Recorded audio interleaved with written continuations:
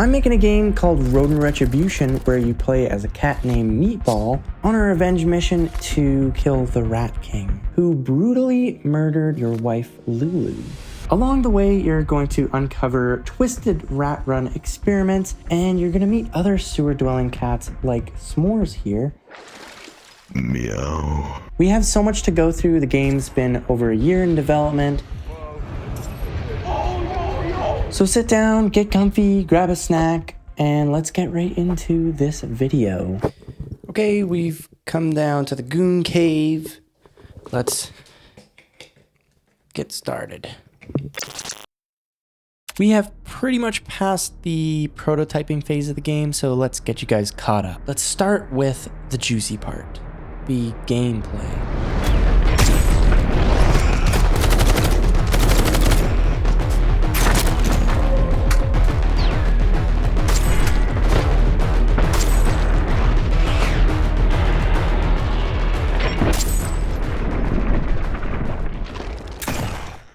I've been learning a ton over the years working on lots of FPS projects, and I just really love the whole boomer shooter genre.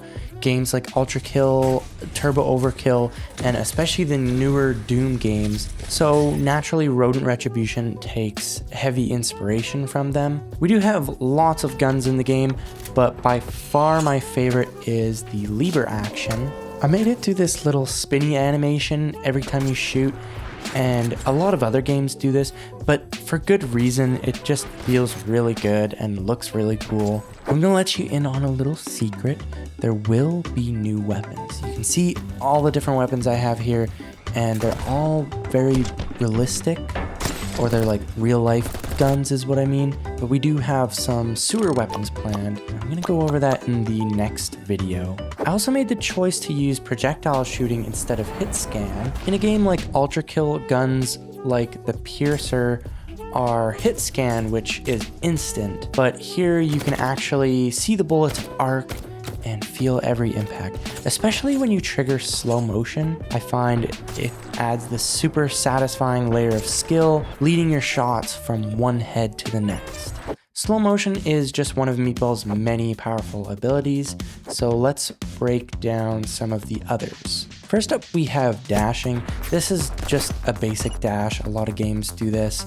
This allows you to dodge bullets, and it just makes the gameplay feel faster. There are some obstacles like wooden planks that you can dash through. We can move on to ground pound. This is also just another basic one.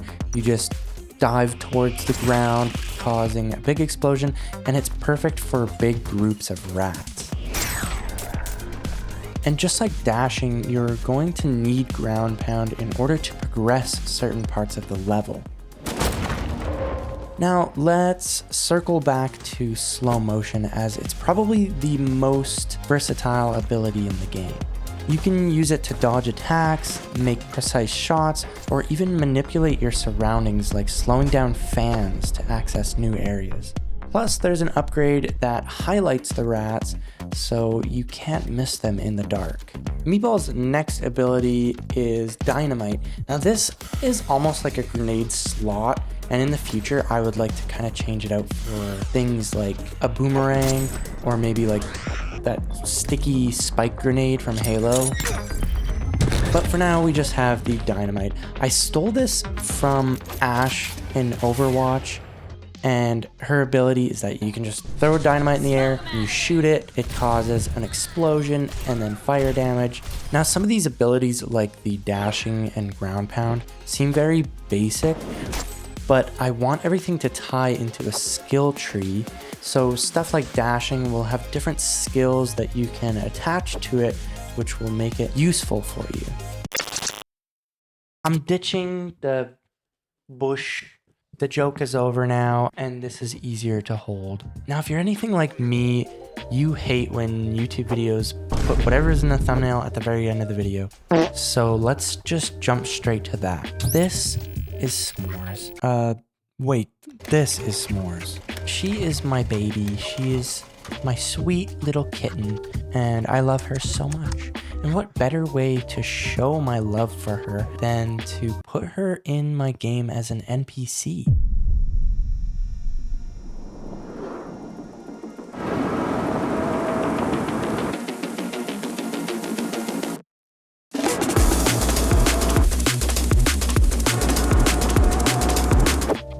Modeling her was a gong show. Just trying to take reference photos for Blender was impossible.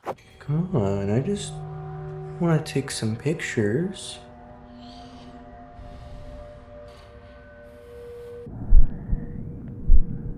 Smile for the camera. Like, how do I get her to stand still? I actually ended up just booting up the game straight and moving the camera in different positions and taking screenshots. And this ended up working really good. I squashed some shapes together and this is what I came up with. After redoing it, I ended up with a much better version. I textured the model using some photos I had of her.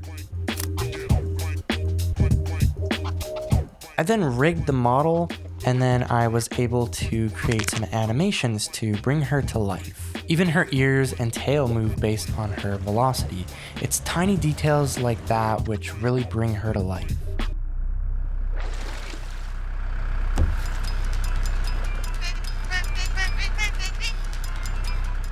Now, I also have another cat. Her name is Calcifer, and she's basically a rebellious little gremlin kitty. I've never known something to smell so bad, but also smell amazing at the same time. So yeah, I think she fits the vendor vibes. I still have to model her, so that's going to be something I do in the future. By the way, guys, Rodent Retribution is on Steam right now. It's currently the 25,006th most wishlisted game on Steam, and we're aiming for the 25,005th most wishlisted game on Steam. So if you could go do that, please, I would really like that.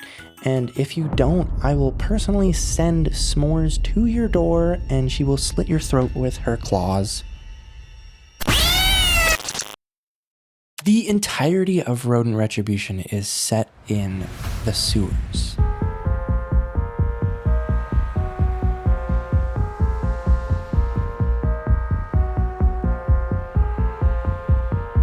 My modeler Rylan created our first prototype map, and I think it looks great. It's really got everything you'd expect to find in a sewer. We have many levels planned in the future, but this, to start with, just works really well, and I think it looks great. Let's talk about the rats.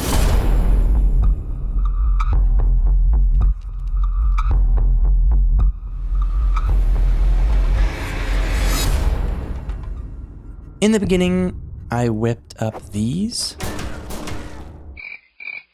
Rylan wasn't really thrilled, and being the modeler, he took it upon himself to create these brand new rat designs. Let's start off with just the basic armed rat. These guys can wield pistols, rifles, or shotguns, and they just run around and shoot at you.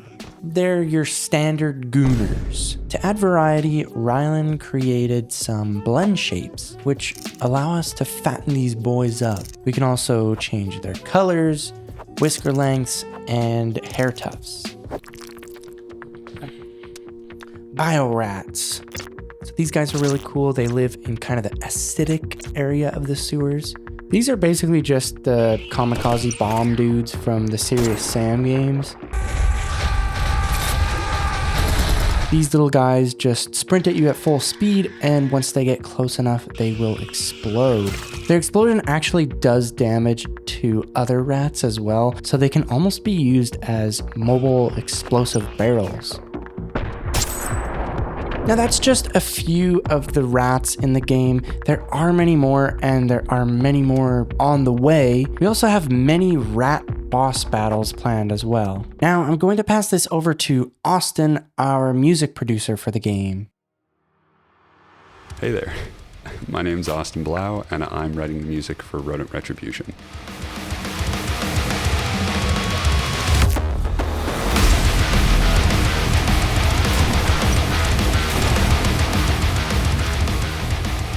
So I've been an audio engineer and a guitarist and a drummer for about 14 years now. And I used to be a touring drummer for metal and jam bands for close to a decade. So the music we landed on for Rodent is right in my wheelhouse. So there's a lot in there that I think has been really fun, and there's so much more that we want to do. We should be having a video come out around the time of this video, but Gilbert was asking me to plug my channel. So yeah, check it out.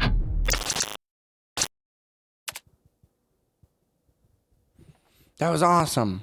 Okay, let's get to the goodies. Everything was going well, and I was just taking my sweet time on the game. Then suddenly I got an email from GDX, a gaming expo here in Canada, basically saying my game, Rodent Retribution, was accepted. This meant that I would be showing my game to hundreds of thousands of people. Now, on paper, that sounded incredible. It was like a lifelong dream. I couldn't believe that I would be showing my game at a convention. As I read the email, I was so excited, but at the same time, I just got more and more anxious as I didn't have a demo ready. I had no experience running a booth, and I'm just not particularly outgoing.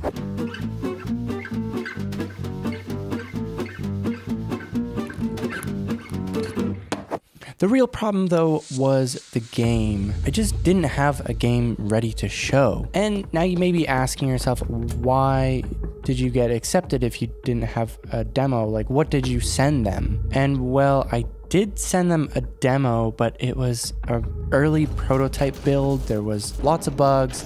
You couldn't actually even die. There was just so much stuff missing. I did send them my Steam page, so maybe, I don't know, they must have just had hope in me or something. I was just really surprised to see the email. The expo was just a few months away, time that felt even shorter because I have a full-time job, a family to support, and I was spending so many late nights staying up, just working on the game, severely limiting my sleep. I needed to lock in. So while Rylan worked on revamping the map and Austin finished up the demo soundtrack, I was buried in code. I had to build an objective system from scratch and implement stuff like controller support, something I knew was critical because a significant amount of players rely on controllers. I realized after adding controller support, I could actually use my Steam Deck as a second demo station. And that was the plan from the beginning, but it was just so cool to actually get it working on the Steam Deck officially. I created a very basic melee system just so that if the players were running low on health or ammo, they could use the sword and gain both of them back. And I was spending lots of my time just working on small details like making the camera tilt when you're wall grinding or making bullets slow down underwater. And stuff like that really made the demo feel polished, but at the same time, I probably could have been working on other more important things. The night before the expo, I stayed up all night, making sure I wasn't missing anything. In the morning, I was exhausted and anxious. I only just went to bed at 3 a.m. and got up 3 hours later, and I was just not ready for people to try out the demo. In the back of my mind, that fear is always there, that someone is just gonna find a game-breaking bug and have to leave the booth disappointed. But when the expo started, I noticed how people were reacting to the game. Many walking by would just pause and stare at the gameplay. Some people even did double takes before rushing over, visibly excited to try the demo, with people even waiting their turn to experience the game firsthand. I think everyone that played it really enjoyed it. And some people even stayed for hours just to talk about the game, giving me ideas, feedback, and just telling me stories of their own cats. I even had people who wouldn't normally play FPS games, but they would still want to try out the demo just because they loved cats so much. I also met some other really cool developers at the expo, some that shared the same passion for indie games as I do.